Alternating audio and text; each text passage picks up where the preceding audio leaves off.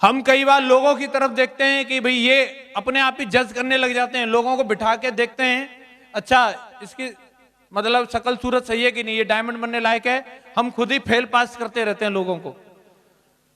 कई लोगों के पीछे तो इतने ज्यादा हम इमोशनल हो जाते हैं, सर पप्पू ज्वाइन नहीं हुआ, सर पप्पू जुड़ जाएगा तो सर 150 डीडी तो उसके पास यूं रखी है, और उसके फॉलोअप के लिए हम पता नहीं डायमंड तक सोर्स लगा देंगे, सर आप आ जाओ एक बार पप्पू को ज्वाइन करा दो।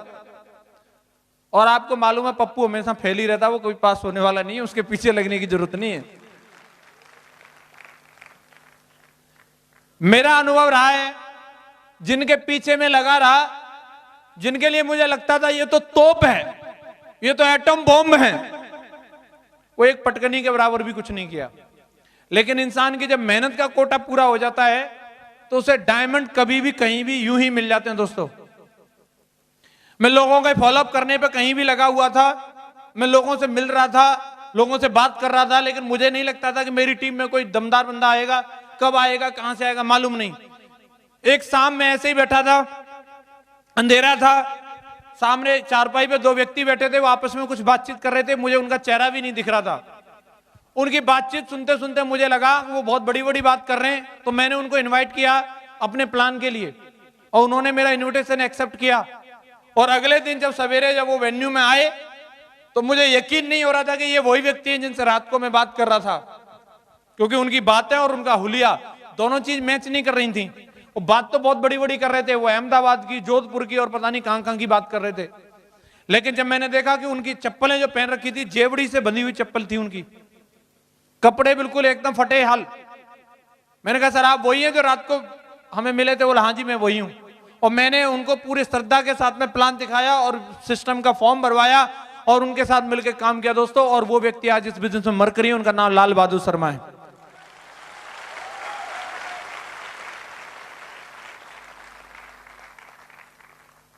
मैं ऐसे ही घूम रहा था लोगों की तलाश में, कहीं से कैसे भी लोग मिल जाएं, कुछ भी उनके साथ में काम करूं कैसे भी करके।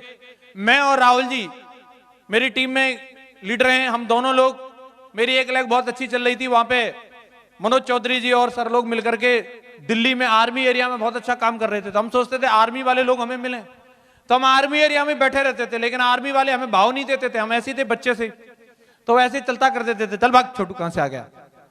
तो हमें लगता था कोई दमदार व्यक्ति मिले, और वहीं हम आर्मी कैंटीन के पार्क में बैठे हुए थे और एक व्यक्ति आते हैं, एक फौजी साहब आते हैं हमारी तरफ मुस्कुराते हुए और पूछते हैं और साहब क्या हो रहा है। उनकी मुस्कुराहट देख करके हम उनसे भी ज्यादा मुस्कुराए, वैसे अंदर से तो मुस्कुराहट नहीं आ रही थी पर लेकिन एक्टिंग करने के लिए मुस्कुराए, अरे एकदम बिंदास है, मजा आ रहा है। और वो ये सुन के बोला मजा कैसे आ रहा है? हमने बोला आप भी लेना चाहते हो मजे? बोला हाँ जी बिल्कुल। तो शाम को ही नरसिंह ग्रेवाल सर की मीटिंग थी और हमने वो ले जाके उनको मीटिंग में बैठा दिया आगरा में, और वो मीटिंग से इतने मोटिवेट हुए कि उन्होंने ज्वाइनिंग ले ली और आज उनका नाम शैलेंद्र सिंह है, मरकरी बन चुके हैं। दोस्तों, आपको डायमंड कभी भी कहीं भी मिल सकते हैं, आपकी तलाश कभी भी पूरी हो सकती है, आपको लोग डीडीओ की जड़ी लगाने वाले लोग कहीं भी मिल सकते हैं। दोस्तों, आपको सिर्फ मेहनत को पूरा करने की जरूरत है। मैं जोधपुर में गया था काम करने के लिए, ओमवीर जी वहां पे मेरे साथ में थे, शैलेंद्र जी वहां पे थे। जहां मुझे रूम दिलाया उसकी बगल में एक व्यक्ति रहता था, वो भी उन्हीं की ओमवीर जी की यूनिट का था, और वो व्यक्ति शायद थोड़ा बहुत मेरे बारे में जान गया होगा या जो भी है। उसने अपनी बीवी को समझाया कि ये जो लड़का बगल में रहता है इससे कोई वास्ता मत रखना, ये कोई गलत काम करता है और इससे बात नहीं करना कभी भी। 2-3 दिन जब मैं वहां रहा, मैं उसकी मैडम को नमस्ते भी करता था तो वो मैडम नमस्ते नहीं लेती थी, क्योंकि उनके पतिदेव समझा गए थे कि बात नहीं करना इससे। लेकिन हम मानने वाले तो है नहीं, तो उनको डिस लगवानी थी। मैं आपको वाकया बताता हूं कि कभी भी किसी इंसान के साथ क्या कैसे हो सकता है। तो वो भाई साहब यूनिट में गए हुए थे और डिस वाला डिस लगाने के लिए आया और मैडम उसको एड्रेस नहीं बता पा रही, तो अब उनकी मजबूरी हो गई कि वो मेरे कमरे में आई और बोली भाई साहब थोड़ा इनको एड्रेस बता देंगे क्या? मैं एकदम तैयार हो गया, हाँ जी बिल्कुल। और मैंने वो भाई साहब को एड्रेस ही नहीं बताया, बल्कि मैं जाकर के 150 किलोमीटर पे वो बंदा खड़ा था वहां से डिस वाले को संग लेके आया, थोड़ा उसके संग तार वार भी छिलवाए और उनकी केबल चालू करवा करके बिल्कुल सही चैनल वैनल आने लग गए। तो वो मैडम भी बड़ी खुश हुई, पानी वानी भी पिलाया उन्होंने। शाम को जब वो भाई साहब आते हैं तो उनको बताते हैं आप बोल रहे थे भाई साहब बहुत खराब है, ये तो बहुत अच्छे आदमी है, पूरी डिटेल बता दी। तो वो बंदा, सुन लीजिए, मेरे रूम में आता है धन्यवाद देने के लिए और साथ में एक चाय का प्याला भी लेके आता है। बोले सर थैंक यू, आपने आज हमारी मैडम की हेल्प की, धन्यवाद। मैंने कहा सर बैठिए।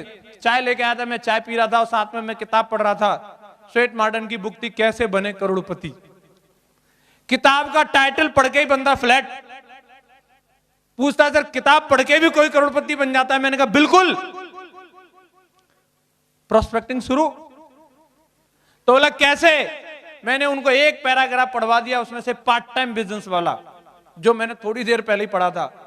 और वो बंदा मेरे को बोलता है बात तो सर सही लिखी है, पार्ट टाइम में आदमी को कुछ न कुछ करना चाहिए और मैं भी प्लानिंग कर रहा हूं। मैंने क्या? बोले मैं बोलेरो लेने की सोच रहा हूं और उसे टैक्सी में लगवाऊंगा और 20-25 हजार मुझे यहां से मिल जाती है तनख्वाह, 20-25 हजार मुझे बोलेरो कमा के देगी, 50 हजार आएंगे।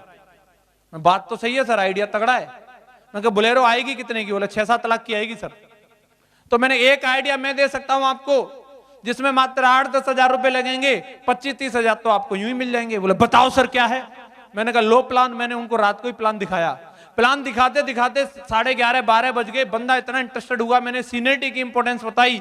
उसने बोला फार्म वार्म छोड़ो, सीधे पैसा जमा करो, अभी इंटरनेट पे डालो। तुरंत उसी की मोटरसाइकिल लेकर के हम गए, एटीएम पे पैसा निकाले और मैंने तुरंत की तुरंत साइन अप किया। रात को ही उसकी डीडी बोला हाँ होगी डिस्पैच, जाओ। और दोस्तों अगले दिन बोलता है कि मैं अपने 2 दोस्तों को लेके आऊंगा, उनको बोलूंगा कि चलो लंच पे तुम्हारी भाभी ने याद किया है और बेटिंग के लिए मैं तुम्हारे रूम में बिठाऊंगा और उधर तुम उनको प्लान दिखा देना। मैंने कहा तू लेके आ।